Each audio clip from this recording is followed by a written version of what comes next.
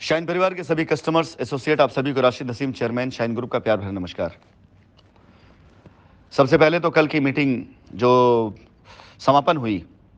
उस मीटिंग के लिए आप सभी लोगों को धन्यवाद।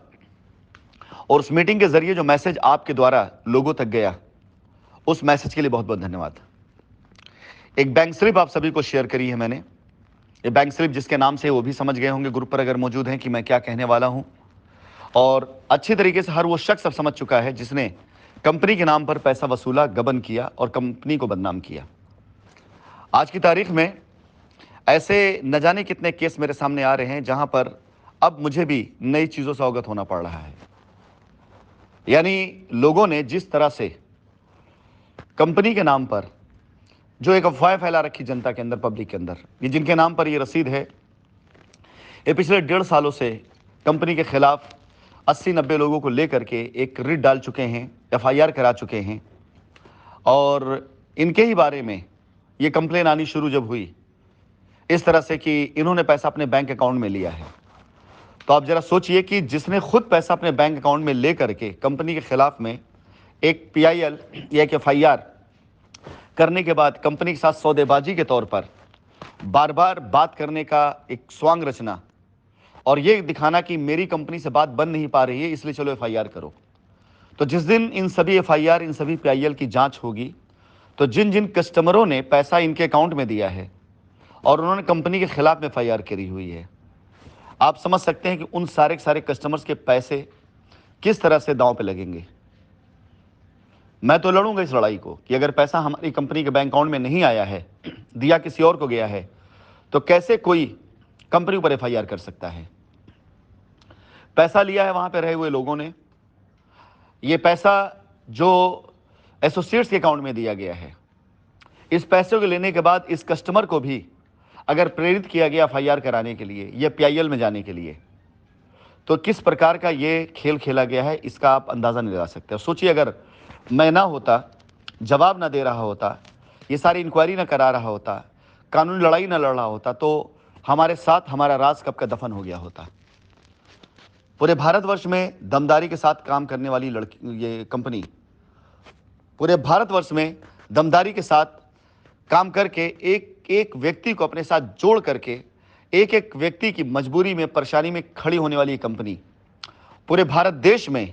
आज की तारीख में अकेली इस लड़ाई को लड़ रही है। पूरे भारत देश के अंदर जिस कंपनी ने सबको एक सूत्र में पिरोया, पूरे भारत देश में जिस कंपनी ने सबको एक प्लेटफॉर्म पर लाके खड़ा किया,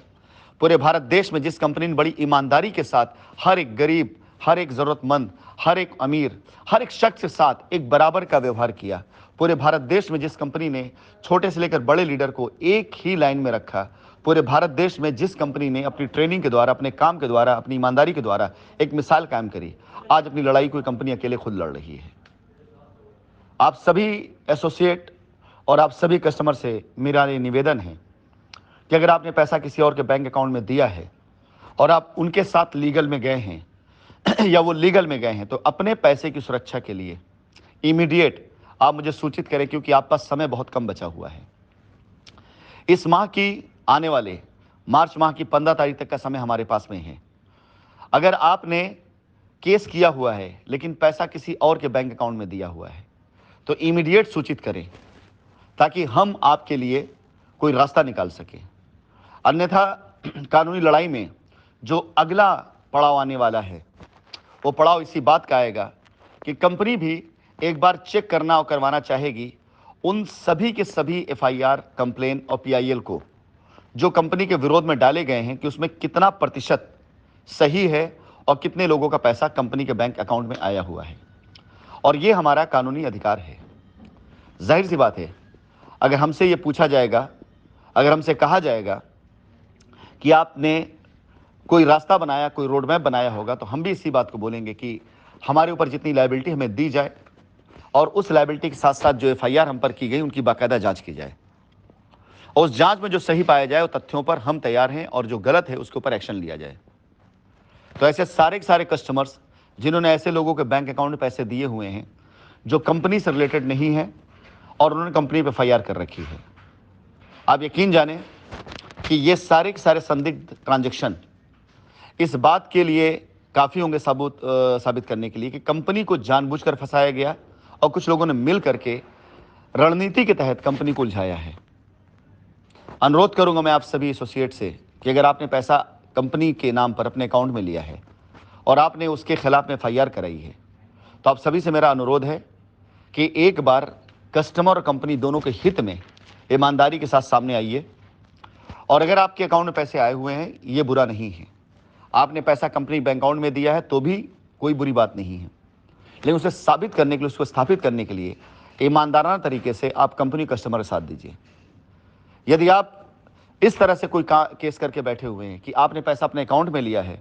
और आपने कंपनी के ऊपर एफआईआर कराई है, तो ये मान के चलिएगा कि ये उल्टा आपको इसका खामियाजा भुगतना पड़ सकता है। मेरा मकसद अपने सभी कस्टमर के साथ और अपने सभी कस्टमर के लिए खड़ा होना है और उनको उनके पैसे की वापसी कराना है। अनुरोध आप सभी से है कि कृपया करके ऐसे किसी भी एफआईआर का हिस्सा मत बने जिस एफआईआर में झूठे तथ्य लगाए गए हों, क्योंकि अदालत तथ्यों और सबूतों का केंद्र होता है। आपकी कही गई बड़ी बड़ी बातें, आपके लगाए बड़े बड़े इल्ज़ाम, वो जब तक तथ्यों और सबूतों के आधार पर साबित नहीं होंगे तब तक अदालत के अंदर फैसला नहीं आता है। तथ्य हमारे पास हैं, सबूत हमारे पास में हैं, रिकॉर्ड हमारे पास में है, किसका पैसा कंपनी में आया किसका नहीं आया हमारे पास में है। जिनका पैसा कंपनी में आया है वो निश्चिंत रहें, जिनका पैसा कंपनी में नहीं आया है उनके लिए चिंता का विषय है कि अगर आज आप इस लड़ाई में साथ नहीं देंगे तो आप ये मान के चलिएगा कि आपका पैसा पूरी तरह से आपने ही डुबाया है। फिलहाल ये रसीद एक सिर्फ छोटा सा एग्जाम्पल है। ऐसे न जाने कितने ट्रांजैक्शन रिकॉर्ड मेरे पास आ चुके हैं और आ रहे हैं, जिसके ऊपर कल से एफआईआर होनी शुरू हो जाएंगी। कई दस्तावेज पे एफआईआर हो चुकी हैं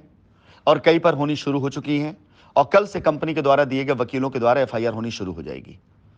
15 तारीख के अंदर अंदर ये सारी एफआईआर जितनी भी हो चुकी होंगी, इन सभी को कलेक्ट करके माननीय न्यायालय के अंदर इन सब को भी रखा जाएगा कि जिन जिन लोगों ने पैसा अपने बैंक अकाउंटों में लिया और बिला वजह कंपनी को बदनाम किया और वो इलाहाबाद के अंदर आकर के पीआईएल डाले हुए हैं।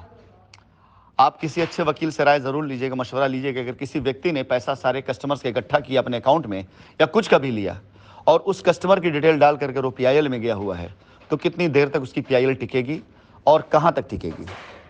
धन्यवाद।